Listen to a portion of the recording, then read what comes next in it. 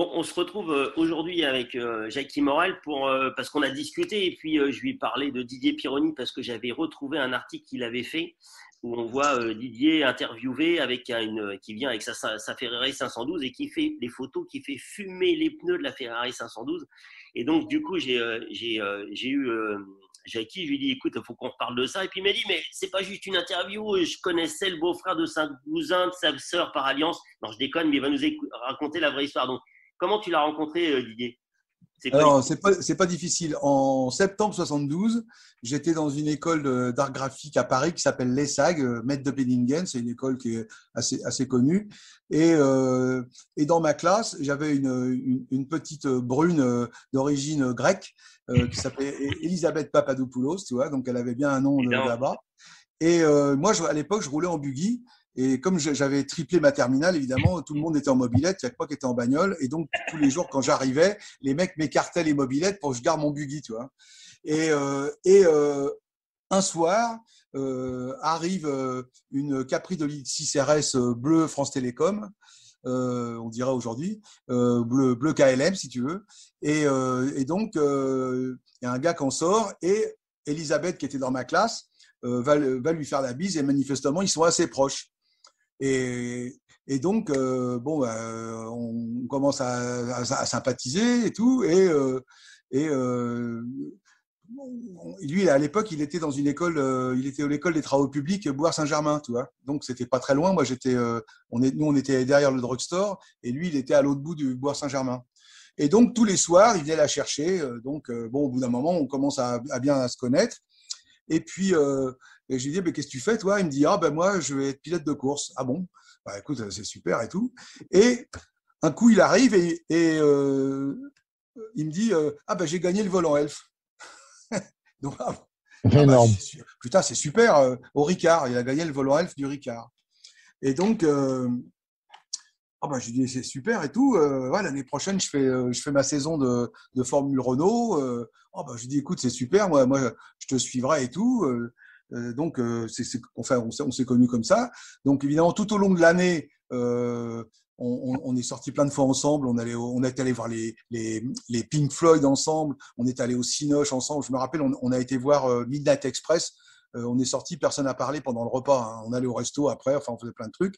Et je me rappelle d'ailleurs une soirée où il était venu avec la Mercedes de son père et moi j'avais la mienne, la Mercedes de mon père. Et quand j'arrive dans la rue devant où habitait ma copine, derrière le Bon Marché, elle habitait, la Mercedes, il était arrivé à fond, il avait bloqué les freins et la voiture, l'essieu, tu sais, c'est un essieu brisé, les roues, elles étaient à l'envers, tu vois. Elle était en carrossage négatif et la bagnole, elle avait le cul à 1 mètre du sol. Je lui dis, putain, que t'étais le roi des fous, toi. Pourquoi tu te gares comme ça? Alors après, on partait bouffer à Montparnasse et tout ça. Là, tous les trucs où il y avait à l'époque, il y avait les feux rouges au milieu, il y avait des espèces de bites pour les passages cloutés, tu vois. Et tout à l'équerre, au frein à main et tout, machin. Alors les deux bagnoles, moi, comme j'étais un peu fracassé aussi, on faisait la course sur le boulevard Montparnasse et tout ça. Enfin bon, quand je raconte ça, tu penses à ça maintenant, tu fais le quart de ça, t'es mort direct. Enfin bon, et donc voilà, il m'a raconté plein d'anecdotes. Avant, il avait une Gordini. Un jour, il y a un mec il lui fait une queue de poisson, où il arrive un peu vite, je sais pas quoi. Le mec était un peu énervé, il ouvre la porte. L'autre, il lui attrape le bras, il ferme la porte, le feu passe vert, il met la première, il tire le mec sur 20 mètres. Enfin voilà, des conneries comme ça. Ensuite, la saison démarre. Et donc, quand je pouvais, j'allais le voir sur les circuits. Et comme on n'avait pas de passe à l'époque, il nous filait des passes par les grillages. Donc, on arrivait à rentrer sur la piste, notamment au Grand Prix de France. Donc, ça doit être 73 ou 14, je ne sais plus. Enfin bon, au Grand Prix de France à Dijon, je crois que c'est 74 Dijon. Dijon, j'avais un ami d'enfance dont le père avait une entreprise. Et ils avaient acheté les tout premières caméras magnétoscope. La caméra était énorme, elle faisait 10 kilos. Il y avait un énorme câble et on avait un magnétoscope qui devait faire aussi 10 kilos avec un tout petit écran de contrôle. Un tout petit écran de contrôle, tu vois. Donc, on avait amené ça. Et donc, Didier nous file des passes par le grillage. Donc, on rentre. Et il nous dit, ouais, ça serait bien que vous filmiez à l'époque, c'était Dijon, il n'y avait pas encore la descente dans l'autre côté, c'était l'ancien circuit, le circuit court. Et donc, il me dit, ça serait bien que vous filmiez là, parce que moi, j'aimerais bien voir comment ils passent les autres, tu vois. Donc, on va là-bas, on filme tout. Après, on retourne dans les stands, on lui montre les trucs. Alors, il regardait ah ouais, lui, il passe pas là, toi, bon, voilà. C'est assez marrant, quoi. Et donc,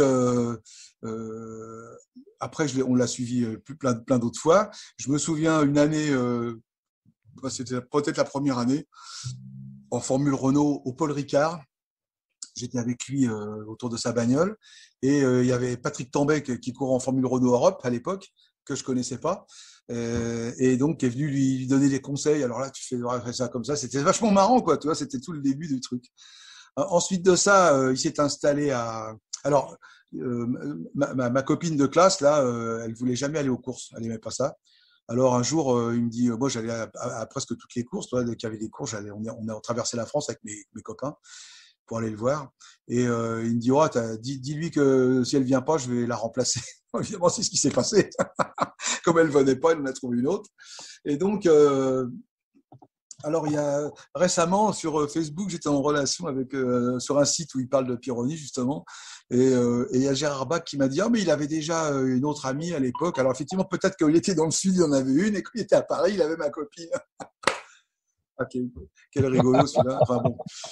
Et donc après, il s'est installé à Magny-Cours parce que ça commençait à devenir sérieux. Donc je l'ai un peu perdu de vue.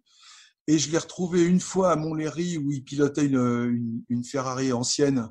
Il m'avait dit, oh là, c'est des chars à bœufs, les trucs, c'est dur à piloter, tout ça. Enfin, bon. Et après, bon, il a continué à grimper en Formule 2, tout ça. Après, j'avais plus trop le temps. Moi, je commençais à bosser, j'avais plus trop le temps. Donc, j'ai un peu perdu de vue. Et un jour, je suis au Grand Prix de Long Beach en 78 avec Bernard Asset, mon ami Bernard Asset, le photographe. Ah, Bernard. Voilà. Et Bernard me dit, tiens, viens, on est invité par Renault pour la présentation de la Mirage sur le Queen Mary. Et donc, je vais sur le Queen Mary, qui est, tu sais, le transatlantique qui est à sec. Et donc, on arrive là, ils avaient monté les bagnoles. Enfin bon, il y avait tout un tas de trucs. Et Didier, c'était sa première année en F1, il était chez Tyrrell. Et donc je me suis approché de lui, et je tapais sur l'épaule. Je lui ai dit, mais qu'est-ce que tu fais là? Il me dit, mais toi, qu'est-ce que tu fais là? Donc, c'était assez marrant. Donc, j'ai fait pas mal de photos à l'époque. Et puis, ensuite, je l'ai revu au 24 heures du Mans quand il a gagné, que j'étais là-bas. Et après, j'étais surtout quand ils ont remonté les Champs-Élysées avec Jean-Pierre Josso, que je connaissais bien aussi de l'époque de Chapman. Avec les voitures, ouais. Voilà, ils ont remonté les Champs-Élysées avec l'Alpine à 442, là, tous les deux dans la voiture. Et j'ai fait quelques photos aussi, où c'est marrant parce qu'il me fixe, tu vois, donc c'est assez marrant, quoi. Et puis, ensuite, il a eu la carrière en F1 qu'on connaît. Il a eu son accident. Là, je l'ai pas revu. Bernard est allé le voir à l'hôpital. Moi, j'ai pas trop osé. Ça m'ennuyait un peu. Tu vois, j'avais peur de passer pour le mec. Bon, j'aurais dû certainement, mais bon. Et avant ça, il y avait une petite anecdote que je dois raconter. Quand il était chez Ligier, qu'il était en tête du Grand Prix de Monaco, moi j'étais à Monaco cette année-là. Et quand il est sorti un peu large, il a tapé au casino là. Il est descendu avec la bagnole un peu cassée et il s'est garé avant le virage à droite, là, avant l'épingle du Louvre. Là, il s'est garé à gauche. Et moi, j'étais là. Et je l'ai vu, il est sorti de sa bagnole. J'ai tellement vu de déception parce qu'il était en tête du Grand Prix et il prenait la tête du championnat du monde. J'ai tellement vu de déception dans son attitude que je me suis assis à côté. Et je lui ai pas dit un mot. C'est fou, hein. Alors que je connaissais bien Didier, mais je savais pas quoi lui dire. Qu'est-ce que j'allais lui dire? Oh, c'est dommage, tu vois. Je veux dire, ouais, je me suis dit, il vaut mieux que je ferme ma gueule. Il n'y a rien à dire. Je ferme ma gueule. Je suis là. Bon, il savait que j'étais là, mais il m'a pas parlé. Je lui ai pas parlé, tu vois. C'est assez fou. Et donc voilà. Après, il a eu son carton. Donc après, je l'ai pas revu. Et un jour, je sais plus qui me dit, tiens, on peut aller faire un papier. J'entends parler de Pironi à Auto Loisirs. Et je dis, bah attends, moi je le connais bien, Didier. Ah bon, viens, on va faire les photos, tout ça, machin. Donc voilà, je suis arrivé et en fait, Didier, ah bah super, machin. Et il m'a emmené faire un tour. Il roulait comme on était à Boissy-Saint-Léger chez lui. Il avait une super collection de bagnoles. Il avait une Cobra. Il avait beaucoup de Mercedes. Son père était un fan de Mercedes et lui, il collectionnait les Mercedes. Et puis, il avait cette 512, évidemment, de l'époque Ferrari. Et donc, on fait la photo de couverture et il s'assoit sur le toit. Et alors, à l'époque, il marchait encore avec un peu des béquilles, mais pas tout le temps, tu vois. Mais il avait quand même des béquilles. Hein. Et donc, il s'assoit sur le toit et puis en redescendant, il fait une bosse. Alors, il me dit, oh, c'est pas grave, c'est moi qui l'ai fait, ça donnera de la valeur à la bagnole. Alors après, on est parti faire un tour. Alors là, 180 sur la nationale au milieu des bagnoles, comme s'il y avait personne. Il slalomait entre les bagnoles. Enfin bon, il avait rien perdu, hein, je te le dis. Hein. Et à un moment, je lui dis, bah, faudra peut-être qu'on fasse quelques photos d'action. Alors, il me dit, ouais, bah, écoute, je vais te faire un burn-out.